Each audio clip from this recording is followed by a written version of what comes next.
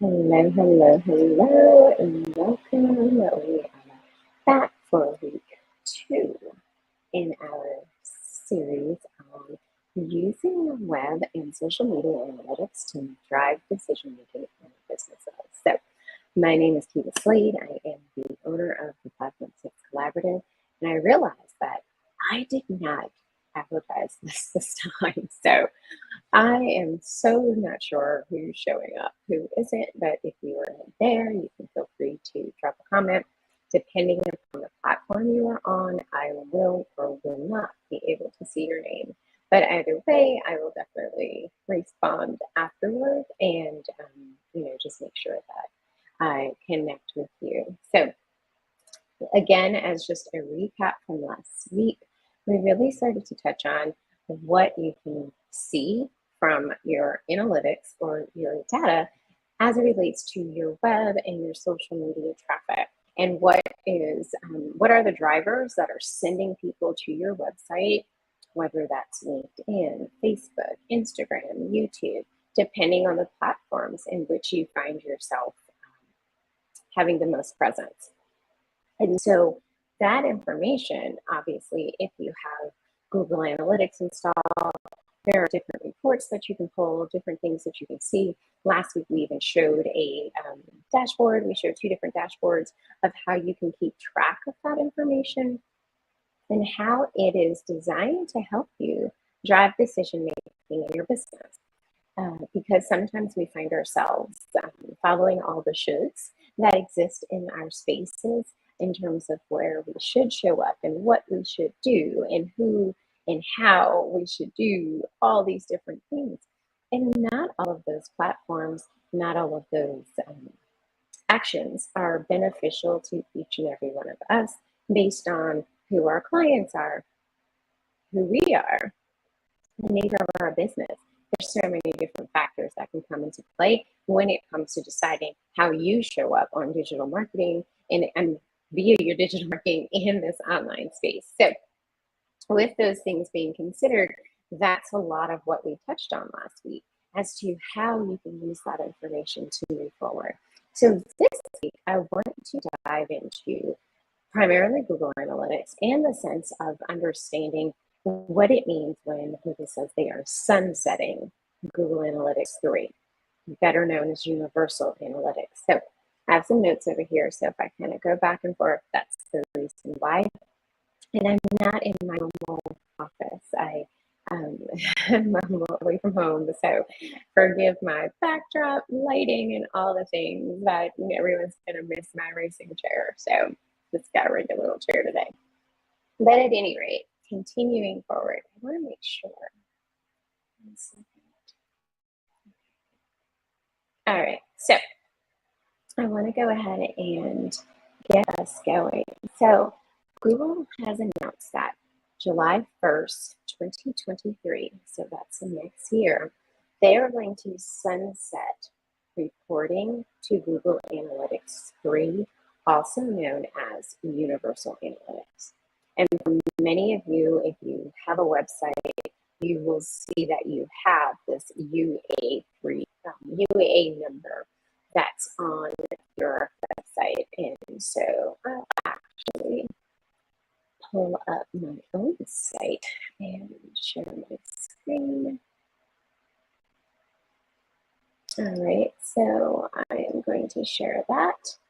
And if I go here to my site, happily on my cookies, you'll see I have an extension that lets me know that, hey, she has Google Analytics. This is my Google Analytics ID number, and it's installed on my site. Okay, and so most were to go to, I don't even know, let's just go to Target. I'm like, let's go to Target. So, yeah, Target probably wasn't the best example because they have some more high-end stuff. Let me see. Oh, too much pressure. I don't have, I'm not going to go to someone else's list. The long story short, you can see it for mine. You'll have this number, UA, so forth with these digits, okay? So that is, let me stop my sharing. So that allows you to know that Universal Analytics is installed on your site. Okay, so what Google has said is that, hey, beginning July 1st, 2023, we are no longer sending data to that property. So whatever you've been tracking, whether that has been your, you know, visitors to your site, where they have come from, how they landed there via UTM links, all the things. Google says, great, wonderful, terrific. I'm not sending that information to you any longer. So they have previously already had Google Analytics 4. Yes, it addresses a lot of the privacy issues that are coming up from the European Union as well as California, but also they knew they had to come up with a better program. So Google Analytics 4 is that new program. And what happens is, even though they're sunsetting Google Analytics 3 next year, it behooves you to now have Google Analytics 4 on your website, because that will give you a year worth of data in order to have that you will have access to prior to Google sunsetting or stopping sending data to your current Universal Analytics property. Okay. And at this particular point, Google has not said, hey, you'll still have access to your data that we had previously collected. And we all know that that's until they say that you won't have access to it. So in order for you as a business owner to continue to keep track of what's taking place, you want to install Google Analytics 4. Okay, there are different ways that you can install it. I personally install it through Google Tag Manager, whole another set of things that we can talk about. But some of you I know have reservations about installing Google Analytics 4. And the reality is you can run 3 and 4 both on your site at the same time. Like, they can both be on there collecting data at the same time. They're not going to interfere with each other. They're not going to cause problems, okay? So some of you, though, have some concerns, okay? Right now, there is no migration tool. I'll repeat, there is no migration tool. Google has not dropped from the heavens some wonderful tool that just allows you to move everything over. Part of that reasoning is that their terminology is different, things are tracked differently, so it's not a like one-to-one. Kind of like if you ever gluten-free like I am, you try to just change out a recipe and, oh, gluten-free flour, 1-for-1. No, even with the 1-for-1, it's not always, okay? So there's things that change in it, and when those things change, it doesn't make for that easy one-to-one connection to take place, okay? Another concern that I've heard is that, hey, Kiva, it's not complete. They're still working on it. You're absolutely right. But guess what? They're still working on your Gmail too. Okay. They are still working on tons of things behind the scenes. We're seeing some of the front changes as to how things are laid out and so much more. Yeah, they got like a whole elf workshop probably in the back making still some changes to things. That's, I feel like, the nature of the beast that we live in right now. Things are constantly in flux, things are constantly changing. That's the world we are in. Too many advanced features is one of the things that I've heard, because again, I installed mine through Google Tag Manager, whole different system than utilizing just straight Google Analytics 4. So there are a lot of technical features. There's a server side, like there's so many things when it comes to the advanced features. And for many business owners, they're not going to be things that they need unless your business is of that size and in e-commerce space and some other things, then you're probably like, yeah, I would want all those bells and whistles, but most of us aren't going to need all those bells and whistles. Okay. And all of that is valid. Like, yeah, guess what? You're right. You're right. It's not complete. You're right. There's no migration tool to make it easy. You're right. There's a lot of technical stuff that I don't get. Kudos, you're correct. However, in all of your rightness, it's still not going to stop Google from, like no longer like, oh, you know what? We're no longer going to sunset Google Analytics 3 because you guys have said these things. No, it doesn't work that way. It's more technical. You're going to need help. Google knows it's not complete. They keep making changes. It still doesn't stop you, though, from making the switch. It doesn't stop you from having it installed on your site so that you can collect data. And the reality is that I think we're missing is it's a blank slate. I've been on the back end of cleaning up some Google Analytics Universal installations, okay? People, you don't have plain data. There are a lack of filters. People haven't filtered out their own views, their team views, like all of these different things that are currently in the data set that you can't actually go back and pull out because of the simple fact that you've been collecting data since you created your website 10 years ago. So Google Analytics 4 allows you to have that clean slate. It allows you to start fresh and have the right parameters put in place so that your data is clean, okay? And that you're really getting pure numbers that are needed to make the decisions that you need to make in your business. Who doesn't want to get excited over clean data? Okay, so with that being the case, let's see here. July 1st, 2023 feels really far away. As a mama, I'm here to tell you it's not. It just feels like this year is going by super fast. My kids are going through college super fast. July 1st, 2023 is going to be here super fast, people. It's going to be here quickly. And again, just like I've said previously on numerous occasions, whether it's Google Analytics 3, which is Universal Analytics, Facebook Pixels, none of this is retroactive. So if you decide on June 30th, 2023, I am going to switch now to Google Analytics 4, then Google Analytics 4 is going to start recording your data to your site on, drumroll, June 30th, when you installed it. If you didn't install it before then, it is not, it doesn't go back and say, we know what you were thinking. You met June 30th, 2022, so here's a year of data for you. Merry Christmas. No, that's not going to happen. It's not going to happen. So getting it installed now gives you that whole year of data before July 1st, 2023 rolls around. All right. In addition to that, let me see here. I've been in some groups Facebook groups that I'm in, and I'm hearing people talk about they want clients, they want sales, they want to know, how do I reach more people?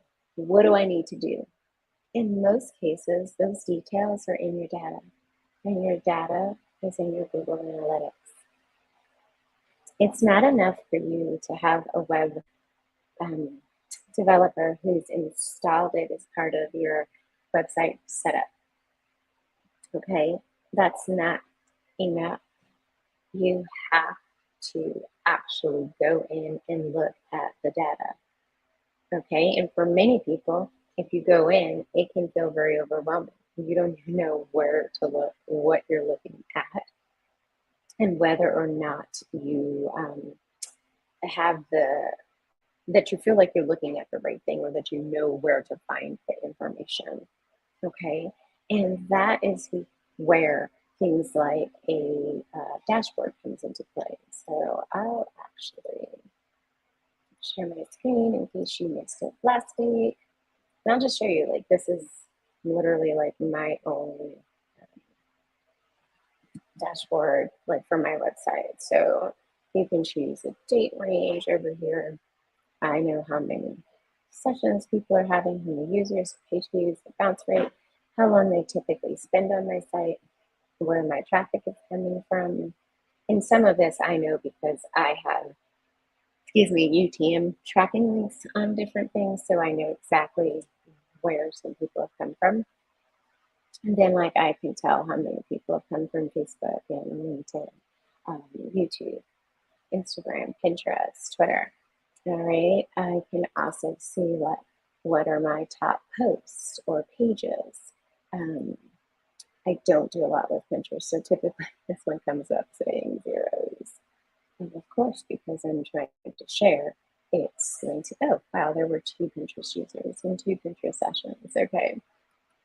And then also any organic search traffic through like your search console.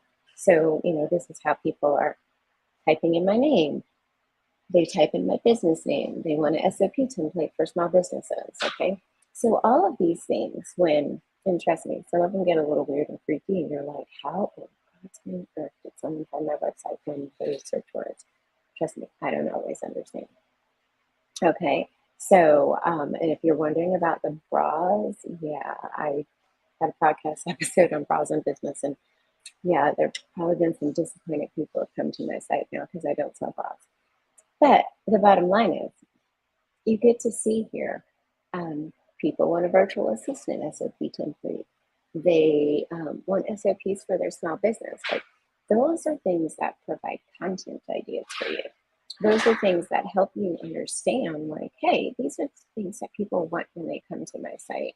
Like, they've typed this into Google, Bing, Yahoo, whomever, and this is where they wind up. So is this something I can do as a lead magnet? Is this something I can create? Maybe something to sell, like an SOP template bundle. Like, what do I, how can I use that information? And let me see here if I can. It's always so tricky when you don't actually have it. Yeah. Um, so I'm going to switch over one more and just see if there was anything else that came up that was interesting. Yeah, I did a comparison about ClickUp and Asana. So that comes up a lot, as you can see. So I'll pop back over here now. So long story short, when you have that information, it can give you content ideas, it can give you lead magnet ideas, maybe other things that you can create that will, of course, drive, answer questions that people have when they arrive on your site, and that they'll want to consume more of your content. And again, that moves them along the know, like, trust journey as to who you are, what you offer, how you can solve the problems that they're facing in their business. So next week, Wednesday at noon, we're going to pop in again, and we're going to dive a little bit further into this and what it looks like to just see some of the other features that you can have access to, and what other information that you can definitely pull down and pull aside to work on some things in your business. Most cases, you really want to, like with everything else I tell you, you're going to need a plan. Like, all of this isn't just something that you just pop up and you're like, yep, these are things. I'm just going to go pulling data, random data points, and just think that that's the way that this works. It doesn't. Like, you shouldn't put pictures on your wall saying that's your Facebook wall. So with that being the case, make sure to tune in next week. If you have any questions, feel free to leave them. I will get back and respond to every single one of them. So thanks. Bye.